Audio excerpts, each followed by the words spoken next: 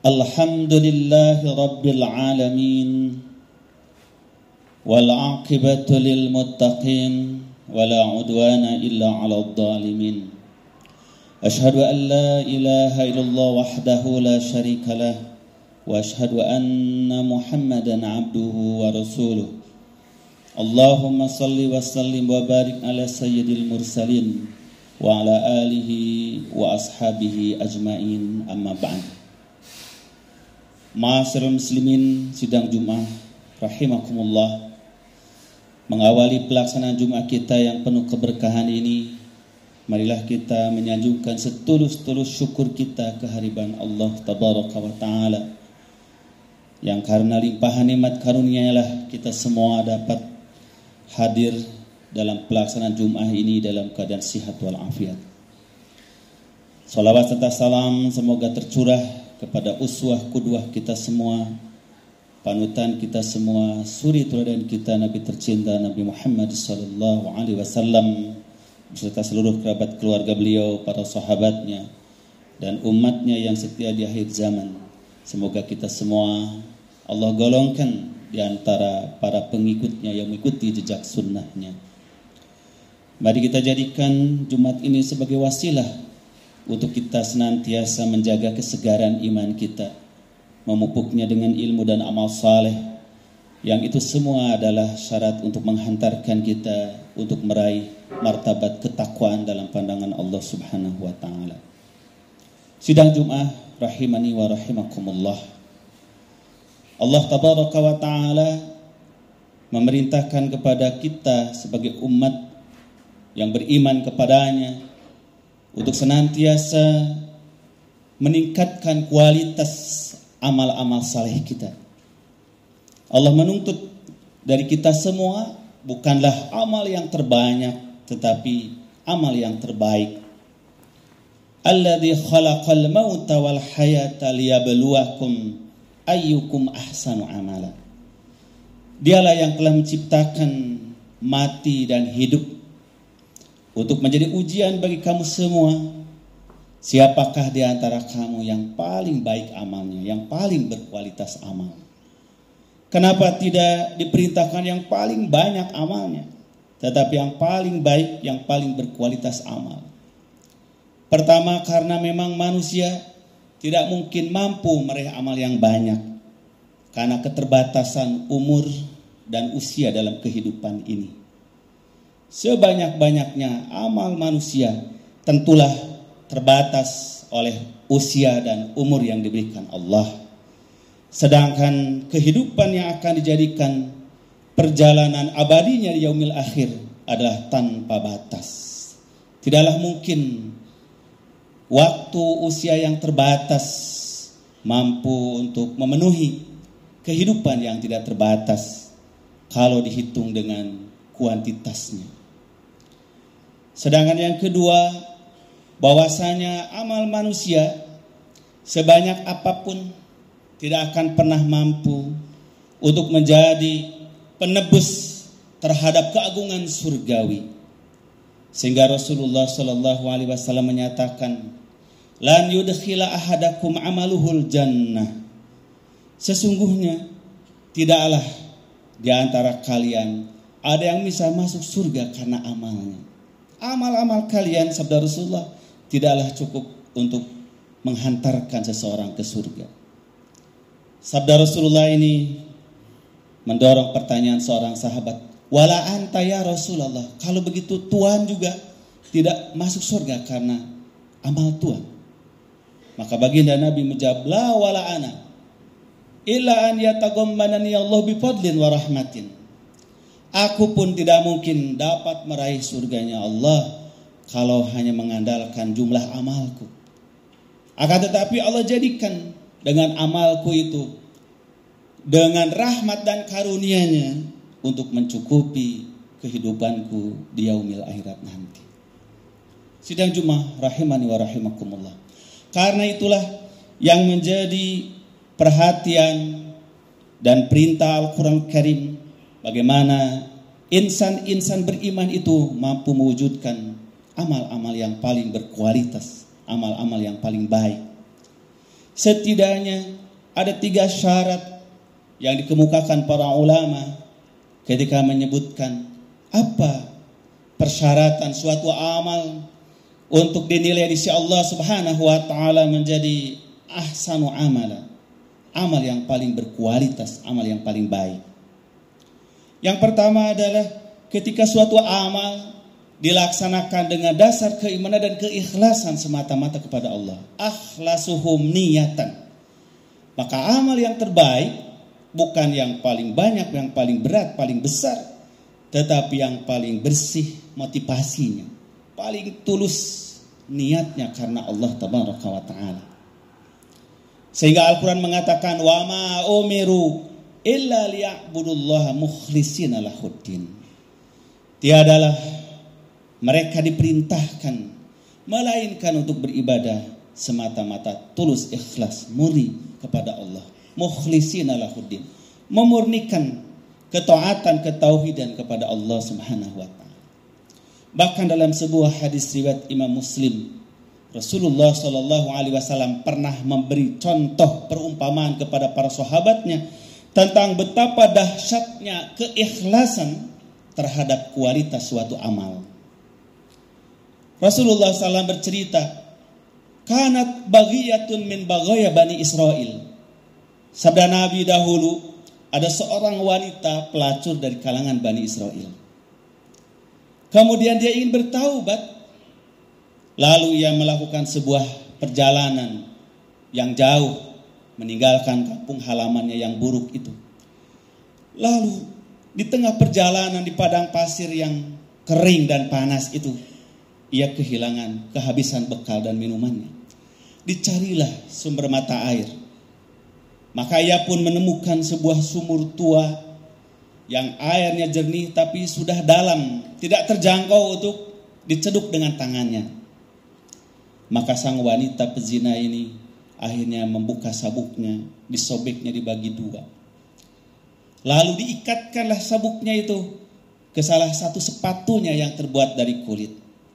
Lalu dia pun menimbakkan sepatunya itu ke dasar sumur untuk mendapatkan air minum. Namun ternyata masih belum tercapai juga karena dalamnya sumur tua itu. Akhirnya si wanita itu harus merangkak masuk ke bibir sumur itu untuk bisa menjangkau air. Setelah air itu berhasil diraihnya dengan sepatu kulitnya, lalu digigitnya, dan ia pun merangkak naik keluar dari sumur tua itu. Lalu ditariklah pelan-pelan timba yang terbuat dari sepatu itu. Setelah air minum itu di hadapannya dan dia akan meminumnya, setelah dia bersusah payah untuk memperoleh air yang bersih dari dasar sumur itu dengan sepatu kulitnya, ketika dia hendak meminumnya, apa sabda Rasulullah? Idra'at kalban yalhasu piturab. Si wanita itu melihat seekor anjing yang karena kehausan dan kelaparannya menjilat-jilat pasir di bibir sumur itu. Maka apa yang terjadi? Kata Rasulullah, si wanita itu berkata dalam hatinya, wahai Rob, apakah air minum ini saya minum atau saya kasihkan kepada seekor anjing yang kehausan ini? Lama dia mempertimbangkan antara memilih dia meminum atau dia serahkan pada seekor anjing itu. Maka si wanita itu memutuskan, aku akan kasihkan air yang aku susah payah mengambil ini kepada anjing yang begitu kehausan sampai pasir pun dijilati. Sedangkan dia tidak punya kemampuan untuk mengambil air itu, sedangkan aku mampu. Maka ia pun tidak jadi meminum air itu, diserahkannya kepada anjing yang kehausan itu. Maka anjing pun dengan lahapnya meminum air yang diambil oleh seorang wanita pelacur itu dari sumur tersebut. Setelah anjing itu merasa kenyang meminum air yang disajikan oleh seorang wanita tersebut, ia pun pergi. Maka apa sabda Rasulullah? Fasyakarallahu laha wa ghafara dzanbaha. Allah berterima kasih kepada si wanita ini dan sebelum dia bertobat telah diampuni dosa-dosanya. Allahu Akbar. Ini maknanya apa? Betapa dahsyatnya nilai ketulusan, nilai keikhlasan. Sehingga seorang wanita yang memiliki dosa sebagai pezina, sebelum dia bertobat, lalu dia dengan tulus ikhlas merelakan makanannya, minumannya di saat dia sangat membutuhkan untuk diberikan pada seekor hewan, di mana dia tidak pernah berpikir apakah dia ingin dipuji seseorang, apakah ia ingin disanjung seseorang. Tidak ada manusia di tempat itu, tiada siapa-siapa tempat itu, dan dia saat itu sangat membutuhkan. Yang dia pikirkan, ia ingin menolong makhluk Allah SWT, dan tidak pernah berpikir siapa yang membalas itu kecuali Allah. Inilah sabda Rasulullah, dahsyatnya keikhlasan. Memberi minum seekor hewan saja karena tulus ikhlas tanpa pamrih pandangan mata seseorang, itu jauh lebih besar pahalanya daripada memberi makan satu kampung, satu negeri, tapi niatnya hanya pamer dan mencari pujian manusia. Ma'asyiral muslimin sidang Jumat rahimani wa rahimakumullah. Kemudian yang kedua, di antara kriteria kualitas amal, kualitas perbuatan ibadah kepada Allah, para ulama menyatakan yaitu adalah aswabuhum syariatan, yang paling tepat, paling mampu sesuai dengan apa yang digariskan oleh syariat, oleh Allah dan Rasulnya. Maka semakin tepat, semakin sesuai seseorang mengikuti jejak sunnah Rasulullah, di mana beliau adalah tauladan terbaik. Laqad kana lakum fi Rasulillahi uswatun hasanah, menguswah, menteladan. Sehingga walaupun kita menganggap ada yang lebih baik daripada itu, tapi Rasulullah tidak melakukannya, maka kita memilih yang dilakukan Rasulullah lebih baik daripada yang kita pikir lebih bagus. Karena itulah dikisahkan di dalam Sahih Imam Al-Bukhari, ada 3 orang datang kepada istri-istri Rasulullah. Ja'at salah satu rahtin ila buyuti azwajin Nabi. Ada 3 orang datang ke rumah istri-istri Nabi. Satu persatu istri Nabi ditanya, kaifa kana ya'malu Rasulillah fi baitihi?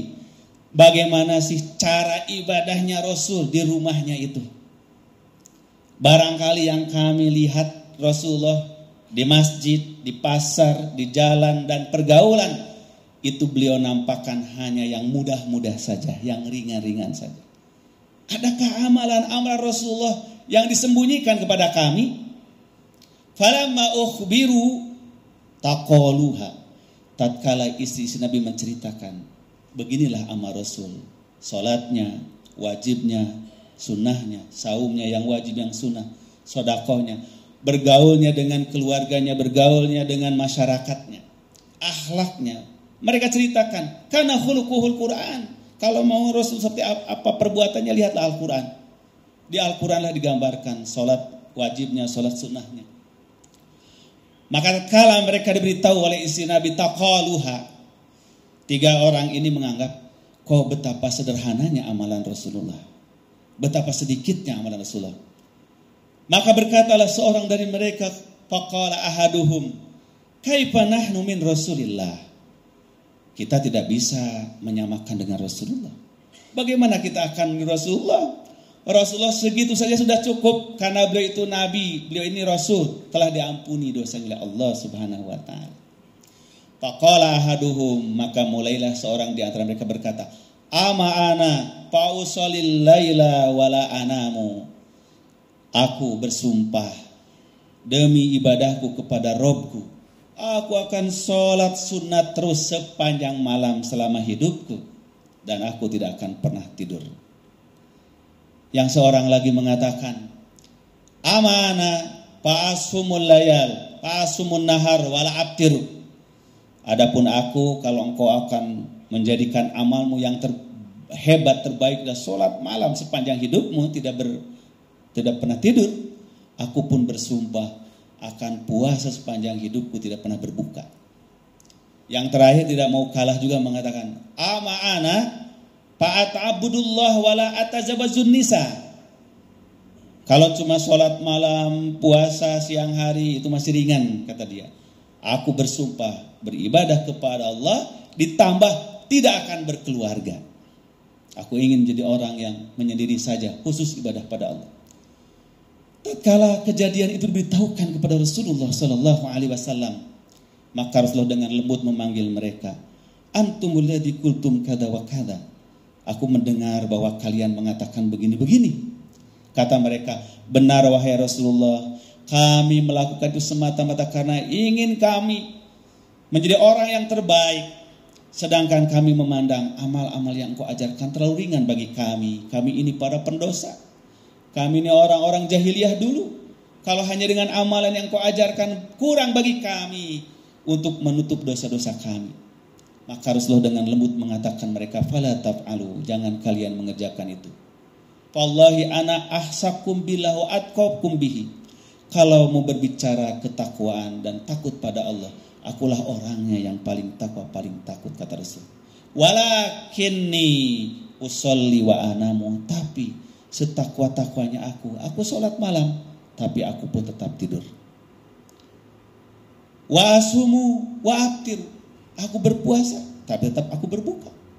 Wa tazawwajun nisa, setaat-taatnya aku, setakwanya aku tetap berkeluarga, bermasyarakat. Inilah baginda Nabi SAW mengatakan. Maka sebaik-baik urusan adalah semirip-mirip dengan yang aku contohkan, kata beliau. Ma'asyiral muslimin sidang Jumat rahimani wa rahimakum. Dan yang ketiga, di antara sekian banyak kriteria amal yang terbaik adalah akbarukum naf'an, a'dhamukum manfaatan. Amal yang paling besar, paling banyak memberi manfaat kepada sesama makhluk Allah Subhanahu wa taala. Selain keikhlasan, selain menteladani baginda Nabi, adalah amal-amal yang paling memberi manfaat kepada orang lain. Karena itulah, jika seseorang bisa menyelamatkan seseorang dari kerusakan, kebinasaan atau kematian disebabkan suatu musibah, suatu penyakit, maka Al-Quran mengatakan, waman ahyan nasa faka'annama ahyana saja, waman ahyan nafsan faka'annama ahyana sajamia. Siapa seseorang yang bisa menyelamatkan satu jiwa saja, maka dalam pandangan Allah ia seakan-akan menyelamatkan semua jiwa. Maka ketika seseorang mampu memberi rasa damai, rasa aman, rasa adil terhadap seseorang, ia berarti telah memberikan rasa damai, rasa nyaman, rasa adil kepada seluruh manusia. Sehingga orang tidak ada ketakutan dari kezaliman, tidak ada ketakutan dari penganiayaan, tidak ada ketakutan dari pelanggaran terhadap hak-hak dirinya. Maka disitulah ketika Rasul ditanya amal-amal apa yang terbaik, di antaranya beliau mengacu kepada siapa yang paling besar memberi manfaat. Maka ketika beliau ditanya, ayun nasi khairun wa ahabbu ilallah, wahai baginda Nabi, manusia macam apakah yang paling baik dan paling dicintai di sisi Allah? Maka beliau mengatakan, khairukum anfa'ukum linnas, yang terbaik di antara kalian siapa yang memberikan manfaat yang terbesar kepada manusia yang lain. Sidang Jumat rahimani wa rahimakumullah, inilah khutbah pertama yang khatib sampaikan. Semoga Allah tabaraka wa ta'ala memberikan taufik hidayah kepada semuanya, menjadi hamba-hamba yang mampu meraih amal-amal yang terbaik. Barakallahu li wa lakum bil Qur'anil Karim, wa naf'ani wa iyyakum bima fihi min ayati wa dzikril hakim, wa taqabbala minni wa minkum tilawatahu innahu was-samiul alim, fastaghfiruh innahu wal ghafurur rahim.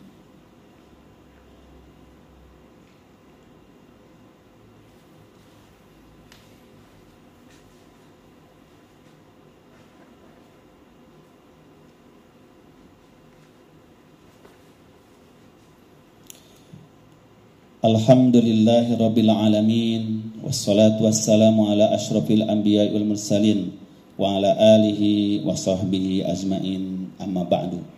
Innallaha wa malaikatahu yusholluna ala nabi, ya ayyuhalladzina amanu shallu alaihi wa sallimu taslima.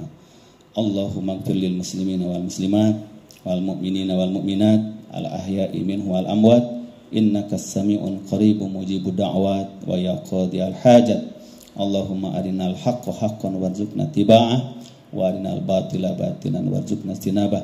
Allahumma ighfir lana wa liwalidayna wa li ikhwanina alladhina sabaquna bil iman wa la taj'al fi qulubina ghillan lil ladzina amanu rabbana innaka ra'ufur rahim. Rabbana taqabbal minna innaka antas samiul alim wa tub alaina innaka antat tawwabur rahim.